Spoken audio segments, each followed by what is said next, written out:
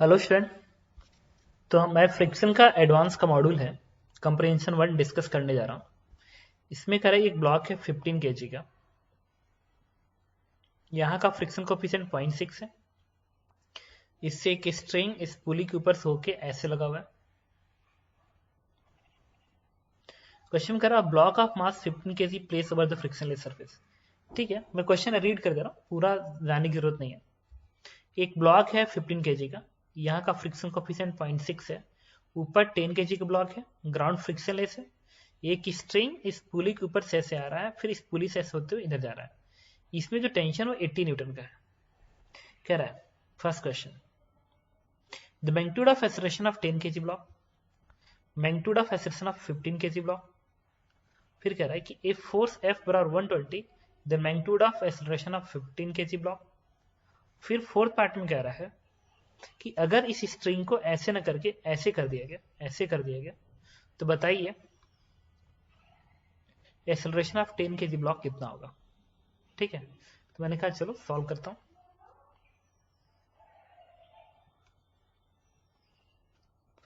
Okay, तो इस question में क्या करेंगे, इस ब्लॉक की एबीडी बनाएंगे, इसकी एबीडी बनाएंगे। तो देखिए यहां से मैं इस स्ट्रिंग को हटाता हूं, ठीक है, और इसको यहाँ के टेंशन को इस ब्लॉक पे टेंशन कैसे दिखाएंगे, आप इस तरीके से दिखाएंगे। ठीक है, और इस वाली पुली का टेंशन आप टी ऐसे दिखाएंगे, इस पुली का टेंशन टी आप ऐसे दिखाएंगे, और इस पुली का टेंशन टी ऐसे दिखाएंगे। और ये जो एफ है बेसिकली वही टी के बराबर होगा। क्यों? क्योंकि हर जगह टेंशन सेम होगा, ऐसे दिखेगा। अब तुम एक बार देखना सही से, अगर मैं यहां से इसको हटा दूं, एक सेकेंड, अगर मैं इसको यहां से हटा दूं, ठीक है, एकदम ध्यान से देखते रहना।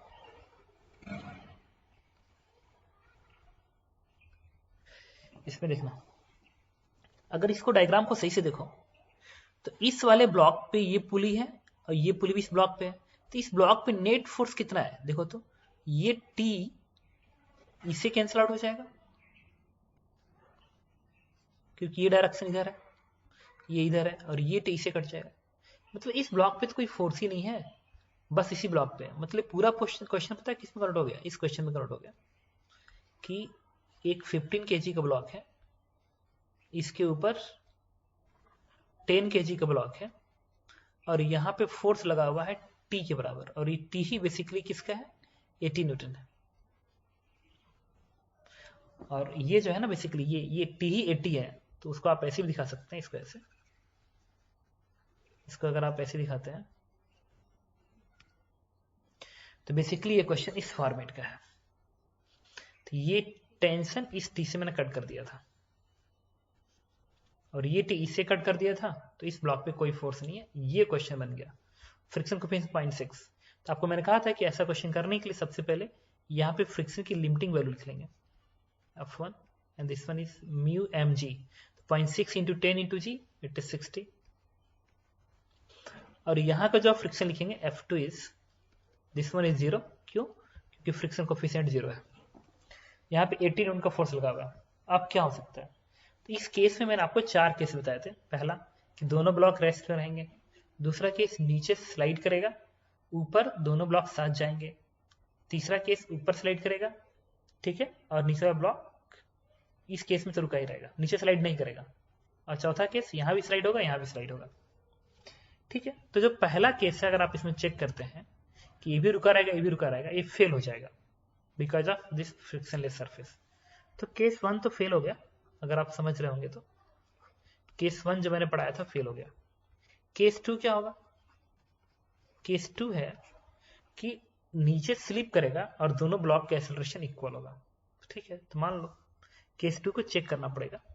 तो आप अगर 10 kg की वीडियो बनाएंगे 10 kg ब्लॉक की, तो यहाँ पे 80 ऐसे दिखाएंगे, और चूंकि ये दोनों ब्लॉक साथ जा रहे हैं मतलब दोनों के एक्सेलरेशन बराबर है, तो यहाँ का फ्रिक्शन क्या होगा, स्टैटिक। स्टैटिक फ्रिक्शन हमेशा बराबर माना जाता है। तो एफ दिखा दो, इस पे लिखेंगे एफ बराबर है में, तो 80 माइनस एफ बराबर मास इंटू ए। फिर बनाएंगे 15 kg ब्लॉक का एबीडी, तो यहाँ पे अगर एफ ऐसे दिखा रहा हूँ तो यहाँ पे एफ में कैसे दिखाऊंगा, आगे दिखाऊंगा। 15 kg ब्लॉक पे एफ आगे दिखाओगे, इस पे लिखेंगे एफ बराबर है में, तो 15 इंटू एक्सेलरेशन, क्योंकि ग्राउंड पे तो कोई फ्रिक्शन नहीं है। Equation number 2। अब इस इक्वेशन को इसमें जोड़ दीजिए और ए को सॉल्व करिए। ए को सॉल्व करेंगे तो वैल्यू आएगी 15 जगह 25 बनेगा 80/25। तो इससे कितना आएगा, कैलकुलेट कर लीजिए। तो इसको आपने सिंप्लीफाई किया तो इससे एक्सेलरेशन की वैल्यू आ गई 3.2 मीटर पर सेकंड स्क्वायर।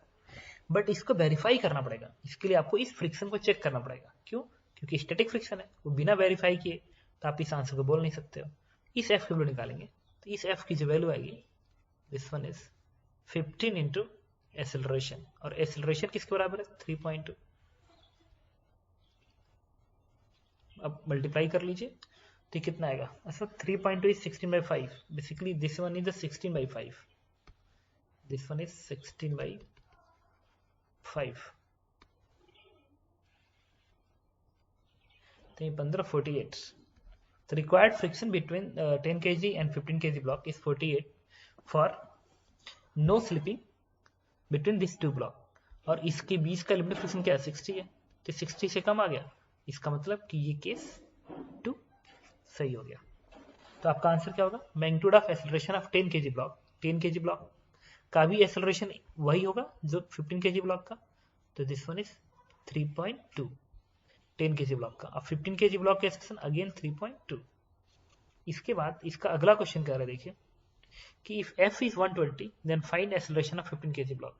अगर f की वैल्यू 120 न्यूटन है तो एक बार फिर हम वही काम करेंगे, बट ये जो 120 120 120 120 120 है, तो ये इससे कटेगा, ये इससे कटेगा, बस यही बचेगा, मतलब इस f की जगह पे 120 बचेगा। तो कैलकुलेशन करेंगे हम लोग। तो अब इस फोर्स को मैंने 180 ना दिखा के 80 ना दिखा के इसको क्या दिखाएंगे 120 दिखाएंगे, क्योंकि उसमें कितना दिया है उन्होंने 120 दिया ना, तो आप 120 दिखाएंगे यहाँ पे। तो इसको नीचे करिए, यहाँ पे 120 है, मतलब अगर ये 120 है तो ये फोर्स इससे कटेगा, ये इससे कटेगा, बट ये तो 120 बचा रहेगा, दिस वन इज 120। फिर पहला केस तो नहीं होगा, लेकिन दूसरा केस में क्या मान लेंगे, फिर वही काम करेंगे, एक्सेलरेशन सेम मानेंगे। यहाँ पे दिखाएंगे 120, तो 120 10 kg ब्लॉक के वीडी में 120 आगे, फ्रिक्शन पीछे, तो बनेगा 120 माइनस एफ बराबर दिस वन। फिर 15 kg ब्लॉक की वीडी, एफ आगे, एफ बराबर मास इंटू ए। अब इसको इसमें जोड़ेंगे तो इससे ए की वैल्यू सॉल्व होकर आ जाएगी आपकी 120 डिवाइड बाई 15, इधर जाएगा तो 25 बनेगा, 25। तो ये आएगा 5 से डिवाइड कर दीजिए, तो 5 में 10, 5 को 20, 25, ये 24/5 आ गया। लेकिन इसको वेरीफाई करना पड़ेगा फ्रिक्शन के लिए, तो कितना है 15 इंटू ए, और ये प्लेस कर दी 25/5, 5 3 15 आ गया 72। बट 72 यहाँ का फ्रिक्शन चाहिए इन दोनों का एक्सेलरेशन सेम होने के लिए, लेकिन तो 60 है, 60, इसका मतलब ये एजम्पशन गलत हो गया। तो आपने जो सेकेंड केस माना है कि इन दोनों ब्लॉक का एक्सेलरेशन सेम होगा, वो गलत हो गया। इसका मतलब ये हो गया। थर्ड केस पे आएंगे, थर्ड केस में क्या होगा, इसका यहाँ पे स्लिप करेगा बट यहाँ पे नहीं करेगा, तो थर्ड केस तो फेल हो जाएगा। थर्ड केस फेल होने की कंडीशन है कि फ्रिक्शनलेस सरफेस है ना, तो जहाँ पे स्लिप करेगा तो यहाँ पे फ्रिक्शन आ जाएगा जो कि इसको भगा देगा। तो थर्ड केस तो आई एम श्योर कि थर्ड केस फेल हो जाएगा, थर्ड केस फेल हो गया। तो कंफर्म एक ही केस बचा हुआ and that is fourth case, and fourth case ही अब सही होगा। उसमें दोनों का एक्सेलरेशन क्या होगा, अलग अलग होगा। तो 10 kg ब्लॉक की वीडियो बनाएंगे तो 120 आगे दिखाएंगे, और स्लिप कर रहा है ना, कितने का फ्रिक्शन है 60 का, तो 60 दिखा दीजिए। तो इसे क्या आएगा 120 माइनस 60 बराबर mass into A1 10 kg block का। तो A1 कितना आ गया, दिस इज 6 मीटर पर सेकंड स्क्वायर। अब आप क्या करेंगे 15 kg ब्लॉक की वीडियो बनाएंगे। जब 15 kg की वीडियो बनाएंगे तो इसके इस सरफेस फ्रिक्शन आगे दिखाएंगे, क्योंकि 10 पे पीछे दिखाए हैं, तो फ्रिक्शन कितने का 60 का इस पे आगे दिखाएंगे। ग्राउंड फ्रिक्शन आएगा नहीं, फिर लिखेंगे मास इंटू एक्सेलरेशन। मास कितना है इसका 15, और एक्सेलरेशन मान लो A2 है, तो इससे A2 की वैल्यू क्या आ गई, A2 इज ये डिवाइड किस होगा 5 से, तो 5 12/3। उन्होंने आंसर किसका पूछा है, एक्सेलरेशन ऑफ 10 kg ब्लॉक, ऊपर वाले ब्लॉक का एक्सेलरेशन बताइए। तो ऊपर वाले ब्लॉक का एक्सेलरेशन क्या था 6 था, और किधर था आगे की ओर था, तो आंसर देंगे 6 के बराबर। तो दिस इज 6 मीटर। अच्छा 120 पे 6 तो दिख ही नहीं रहा, कैलकुलेशन में कुछ मिस्टेक हुआ होगा। देखिए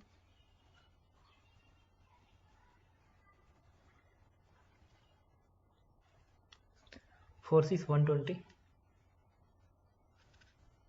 देन तो 10 kg ब्लॉक पे क्या लिखा 120 माइनस 60 बराबर मास इंटू है, तो 160 से 120 से 60 60। ओके, क्वेश्चन में एक्चुअली 10 kg ब्लॉक का नहीं पूछा है, 15 kg ब्लॉक का पूछा है। ठीक है, तो 15 kg ब्लॉक है तो इसका एक्सेलरेशन क्या आएगा 12/3 इट इज 4 मीटर पर सेकेंड स्क्वायर, जो कि यहाँ पे दिख रहा है। तो answer is this one. Okay, अब अगले क्वेश्चन में कह रहा है कि क्वेश्चन नंबर 4 इसका है, इसमें कह रहा है कि continuing the situation if the F is 80 newton directed vertically so on the acceleration of 10 kg block, इस ब्लॉक का एक्सेलरेशन बताइए। तो हम लोग क्या करेंगे इसमें, फिर वही काम करेंगे। ये 80 है तो 80 चारों तरफ आएगा, तो यहाँ भी फोर्स क्या आएगा 80 का। सिमिलरली इस पे भी क्या दिखाएंगे आप 80 का, सिमिलरली इस पे भी क्या दिखाएंगे 80 का, सिमिलरली इस पे भी 80 का दिखाएंगे। अब देखो, और यहाँ से इसको हटा दीजिए, इरेज कर दीजिए इसको, इस पार्ट को यहाँ से इरेज कर दीजिए। 1 सेकेंड,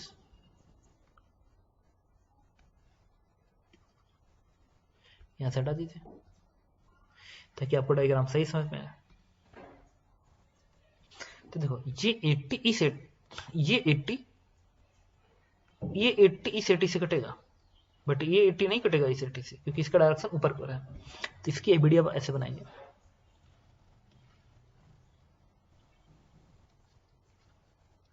टेन के जी का ब्लॉक है और ये ब्लॉक कितने का, दिस वन इज, ये ब्लॉक है आपका 15 kg का, ये फोर्स 80 का आ गया, और ये जो फोर्स है ये भी तो 80 का है, तो इसको भी आप 80 का ऐसे दिखा दीजिए। ये इससे कैंसिल आउट हो गया, और एक फोर्स और ऊपर की ओर 80 का है, लेकिन ये इस पुली पे है, मतलब इस ब्लॉक पे एक और फोर्स कितने का है 80 का है ऊपर की ओर, ऐसे दिखा सकते हैं 80 का।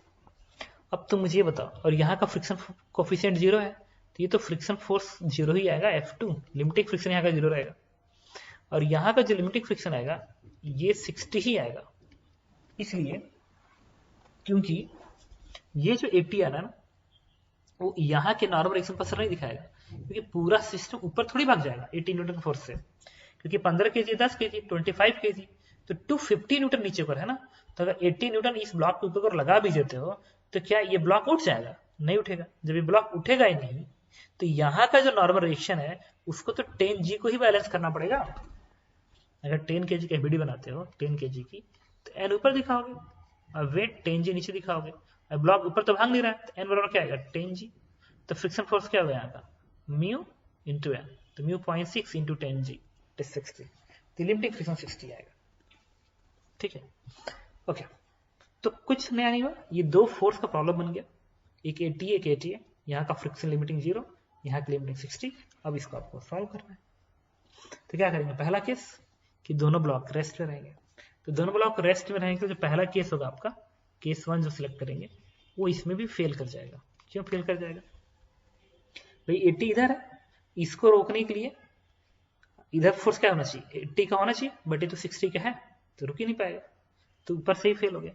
सेकेंड केस में क्या था कि सिस्टम एक साथ मूव करेगा, एक साथ मूव करेगा सिस्टम, किसी भी डायरेक्शन में एक साथ मूव करेगा। मान लो इधर मूव करेगा एक साथ, तो सिस्टम पे ये फोर्स 80 ये फोर्स 80, तो 80 से 80 कट गया ना, तो नेट फोर्स 0 हो गया। तो चूंकि दोनों का एक्सेलरेशन सेम है तो एक्सेलरेशन 0 आ गया। एक्सेलरेशन 0 पॉसिबल नहीं है, क्योंकि पहला ही केस था ना जिसमें एक्सेलरेशन 0 था, भी फेल हो गया। केस 3 में क्या है, केस 3 में था कि नीचे स्लिप नहीं करेगा, नीचे रुका रहेगा, ठीक है, बट ऊपर स्लिप करेगा। ये नहीं संभव है, वो इसलिए नहीं संभव है, ठीक है, क्योंकि नीचे स्लिप करेगा बट ऊपर रुका रहेगा। ये केस 2 है, फेल हो गया। ऊपर थर्ड केस क्या था, थर्ड केस था ऊपर स्लिप करेगा नीचे रुका रहेगा, ये संभव नहीं है।